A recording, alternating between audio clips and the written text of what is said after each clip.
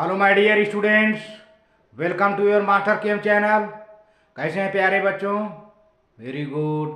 तो आज मैं Amla Shankar Yadav AIIT JEE and NEET foundation के बच्चों के लिए chemical bonding and molecular structure chapter से वीडियो लेकर आया हूं।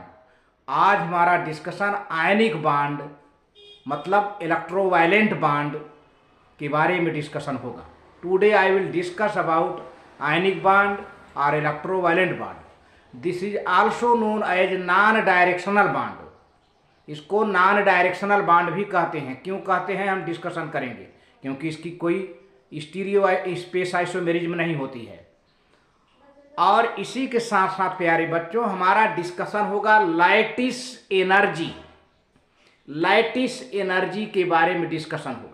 जितना पॉजिटिव चार्ज बढ़ता जाएगा उतना लैटिस एनर्जी बढ़ती जाएगी। अब यूँ कहिए जितना कैटायन की साइज बढ़ती जाएगी उतनी लैटिस एनर्जी बढ़ती जाएगी प्यारे बच्चों।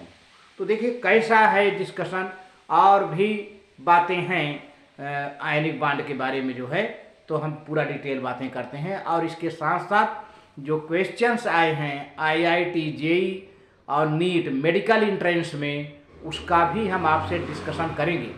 आपको बना बनाया क्वेश्चन IIT जेई नीट के क्वेश्चंस स्टोर करके मैं लाया हूं। आपको स्टोर करने की ज़रूरत नहीं है। देखिए कैसे डिस्कशन होता है। हाँ तो प्यारे बच्चों, आयनिक बॉन्ड इलेक्ट्रोवायलेंट बॉन्ड, इसको नॉन डायरेक्शनल बॉन्ड भी कहते हैं। Non directional bond, ionic bond या इलेक्ट्रोवायलेंट बॉन्ड या नॉन डायरेक्शनल बॉन्ड। पहले देखिए, this bond is formed due to the complete transference of one or more electrons from the outer most shell of one atom to the outer most shell of another atom. तो प्यारे बच्चों, एक atom के outer most shell से electron का complete transfer हो जाएगा दूसरे एटम के आउटर मोस्ट सेल में। तो the electrons are completely transferred from the outer most shell of one atom to the outer most shell of another atom. Next point, the ionic bond is formed between metals and non metals. प्यारे बच्चों, हमेशा ionic bond metal और non metal के बीच में बनता है। एक मेटल होगा, दूसरा नॉन मेटल होगा। मेटल इलेक्ट्रॉन डोनेट करता है, नॉन मेटल इलेक्ट्रॉन एक्सेप्ट करता है। Metals have low ionisation potential. Low ionisation potential होता है, या लो आयनाइजेशन एनर्जी होती है, या लो आयनाइजेशन एंथैल्पी होती है। इसको लो आयनाइजेशन पोटेंशियल कहिए, चाहे आयनाइजेशन एनर्जी कहिए, चाहे आयनाइजेशन एंथैल्पी कहिए। तो मेटल की आयनाइजेशन एंथैल्पी या आयनाइजेशन पोटेंशियल या आयनाइजेशन एनर्जी हमेशा कम होती है। And non metals have higher electron affinity या electron gain enthalpy. Electron affinity कहो चाहे electron gain enthalpy. Non metal की इलेक्ट्रॉन एफिनिटी हायर होती है, मेटल की आयनाइजेशन पोटेंशियल लोअर होती है। और बॉन्ड हमेशा मेटल और नॉन मेटल के बीच में बनता है। Bond is always formed between metal and non metal. Next point, the metals are electropositive because they form positive ions after donating electrons. तो प्यारे बच्चों, मेटल को इलेक्ट्रोपॉजिटिव कहते हैं। क्यों कहते हैं इलेक्ट्रोपॉजिटिव? क्योंकि मेटल इलेक्ट्रॉन डोनेट करने के बाद पॉजिटिव आयन बना लेता है। That is also called cation. तो metals are electropositive because they form positive ions after donating electrons, after releasing electrons. Non metals are electronegative because they form negative ions after gaining electrons. तो non metal को electronegative कहते हैं क्योंकि electron लेने के बाद, electron gain करने के बाद ये निगेटिव आयन बनाते हैं। That is also called anion. तो अब देखिए एक एग्जाम्पल है, यहाँ पे सोडियम है, दूसरा क्लोरीन है। सोडियम प्यारे बच्चों मेटल है, क्लोरीन नॉन मेटल है। अब सोडियम क्लोराइड बन जाता है। कैसे बनता है प्रोसेस? सोडियम का एटॉमिक नंबर 11 है। पहले सोडियम को देखो, सोडियम का एटॉमिक नंबर 11 है। इसको हमने कॉन्फ़िगरेट किया 281। अब बाहर का इलेक्ट्रॉन निकलेगा। बाहर का इलेक्ट्रॉन क्यों निकलेगा? जब आयनाइजेशन एनर्जी ली जाएगी। जब सोडियम को आयनाइजेशन एनर्जी दिया जाएगा तो अपना इलेक्ट्रॉन ये निकाल देगा। When ionisation energy is given to sodium atom it releases its outermost one electron. जैसे ही आयनाइजेशन एनर्जी दी जाएगी ये अपना एक इलेक्ट्रॉन निकाल देगा। इस तरह से सोडियम आयन बन जाता है। एक इलेक्ट्रॉन देने के बाद एक इलेक्ट्रॉन यहाँ निकल गया। अब यह पूरा प्रोसेस एंडोथर्मिक है क्योंकि एनर्जी ली जा रही है। ये पहला ऑब्जेक्टिव आपका तैयार हो रहा है। Formation of cation is endothermic process. ये cation means positive ion, positive ion को ही कैटायन कहते हैं। अब कैटायन कैसे बना? एनर्जी लिया गया। कौन सी एनर्जी ली गई? Ionisation energy. इसके बाद इलेक्ट्रॉन निकल गया। तो एनर्जी लिया जाना माने एंडोथर्मिक प्रोसेस है। कैटायन हमेशा एंडोथर्मिक प्रोसेस होता है प्यारे बच्चों। अगले पॉइंट में देखिए,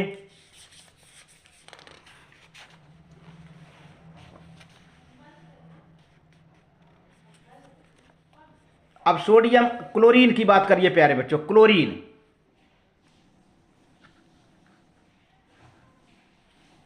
क्लोरीन यहां पर एटॉमिक नंबर 17 है। क्लोरीन का एटॉमिक नंबर 17 है। अब इसमें एक इलेक्ट्रॉन एक्सेप्ट कर रहा है, गेन कर रहा है। जब एक इलेक्ट्रॉन गेन करता है तो इसमें से हीट निकलती है और क्लोराइड एनायन निगेटिव आयन बनता है, निगेटिव आयन। और जब जो हीट निकलती है इसको कहते हैं इलेक्ट्रॉन एफिनिटी, और इस हीट का नाम है इलेक्ट्रॉन एफिनिटी या electron gain enthalpy. The process is exothermic. यहाँ पर इलेक्ट्रॉन लेने के बाद हीट बाहर आ रही है, इस प्रोसेस को एक्सोथर्मिक यानी formation of anion is exothermic. इस तरह से सोडियम कैटायन और क्लोराइड एनायन बन गया और दोनों के बीच electrostatic force of attraction develop हो जाएगा और सोडियम क्लोराइड बन जाएगा प्यारे बच्चों। तो size of cation is smaller than the neutral parent atom due to effective nuclear charge. तो यहाँ पर सोडियम आयन की साइज सोडियम से छोटी है। सोडियम एटम और सोडियम केटायन की बात करो तो किसकी साइज छोटी है? सोडियम केटायन की, क्योंकि प्लस चार्ज बढ़ गया, न्यूक्लियर चार्ज बढ़ गया तो इसकी साइज छोटी हो जाती है। वहीं size of anion is always greater than the neutral parent atom due to decrease of effective nuclear charge. तो अब एनायन क्लोराइड आयन है, तो क्लोराइड आयन और क्लोरीन इसका न्यूट्रल एटम है। तो क्लोरीन की साइज से क्लोराइड एनायन की साइज बड़ा है क्योंकि इफेक्टिव न्यूक्लियर चार्ज यहाँ पर डिक्रीज कर गया है प्यारे बच्चों। तो higher the value of lattice energy of the resulting ionic compound. इस तरह से जितना लैटिस एनर्जी ज़्यादा होगा उतना अधिक जो है आयनिक कंपाउंड बनेगा, उतनी तेज़ी से आयनिक कंपाउंड आसानी से बन जाएगा। तो प्यारे बच्चों ये आयनिक बाड इज आल्सो कॉल्ड पोलर बाड। आयनिक बाड को हम पोलर बाड भी कहते हैं, आयनिक बाड को पोलर बाड भी कहते हैं, या इसको हम नॉन डायरेक्शनल बाड भी कहते हैं। एंड नॉट शो स्पेस आइसोमेरिजम्स, ये क्योंकि ये स्पेस आइसोमेरिजम्स स्टीरियो आइसोमेरिजम्स नहीं शो करता, इसीलिए इसको नॉन डायरेक्शनल बाड भी कहते हैं। आयनिक बाड 3 नाम हो गया, आयनिक बाड, इलेक्ट्रोवायलेंट बाड, नॉन डायरेक्शनल बाड। अब एक चौथा नाम है पोलर बाड। इसमें पोलरिटी है क्योंकि पॉजिटिव निगेटिव आयन बनाता है ये पानी में भी मिला देने के बाद। अब चलते हैं देखते हैं ये लैटिस एनर्जी क्या है।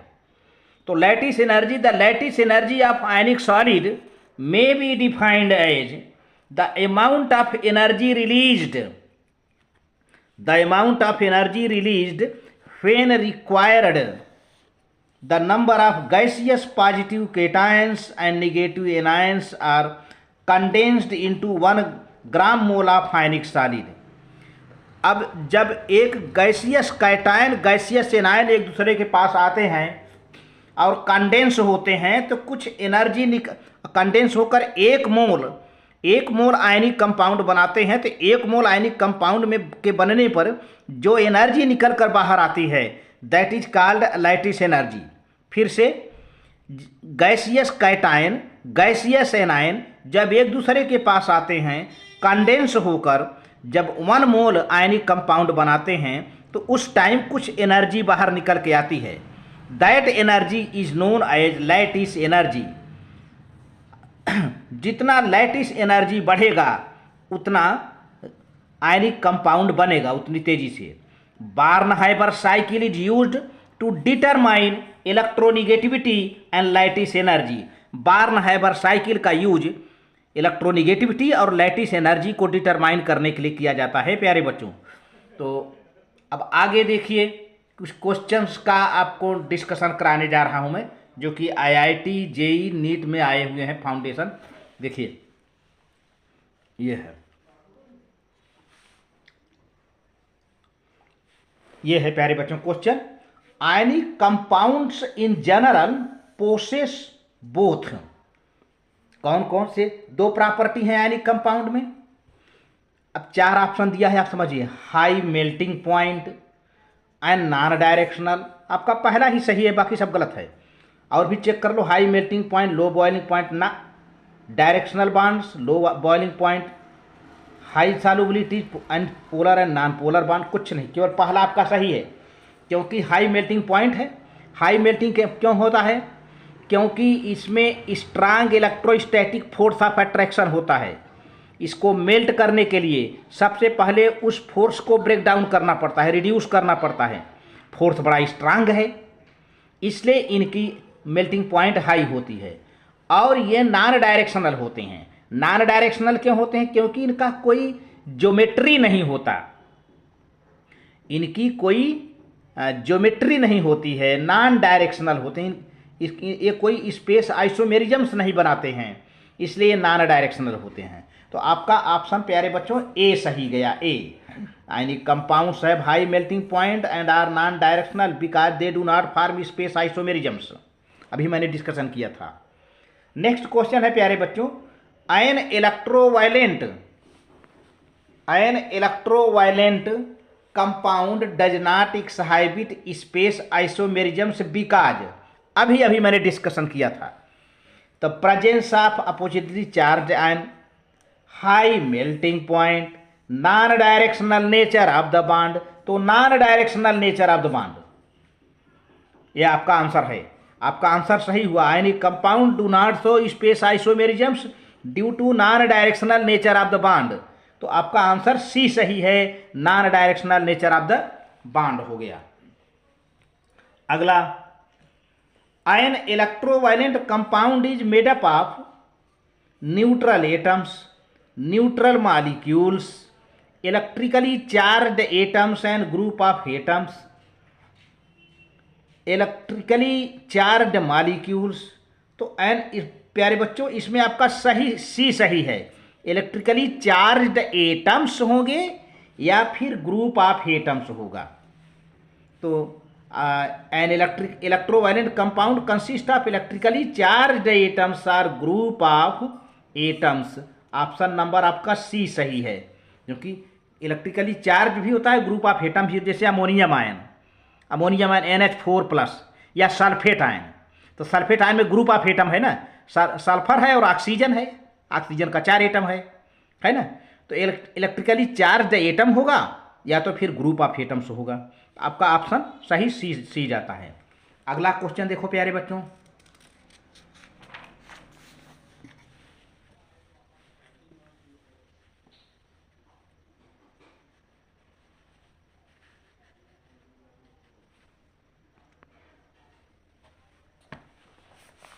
बार्नहाइबर cycle is used to determine electronegativity, lattice energy, both. तो सही सी है, अभी मैंने डिस्कशन किया था।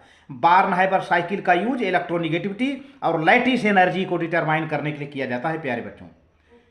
Next question, which of the following substance has the highest melting point, NaCl, KCl, MgO, BaO।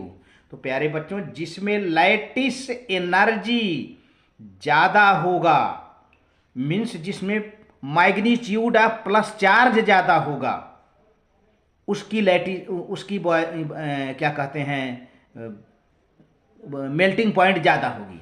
Melting point depends on the lattice energy. Sodium chloride, potassium chloride है unit charge, 1 plus charge है sodium पर, 1 plus charge potassium पर है, and their ions. But magnesium oxide, barium oxide have 2 unit charge. The lattice energy of magnesium barium oxide magnesium में दोनों में plus charge होता है, मैग्नीशियम पर बेरियम पर, लेकिन मैग्नीशियम की साइज सबसे छोटी होती है।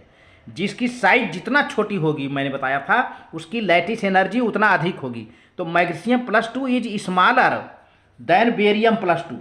The magnesium oxide has highest lattice energy and hence it has highest melting point. तो यहाँ पर ये बात है, सोडियम पर पोटेशियम पर मान लीजिए एक प्लस चार्ज है, ये तो कैंसिल गया आंसर। अब आ जाती है मैग्नीशियम ऑक्साइड बेरियम ऑक्साइड पर, मैग्नीशियम पर +2 है, बेरियम पर +2 है, लेकिन साइज में देखा जाए तो मैग्नीशियम की साइज सबसे छोटी है बेरियम से।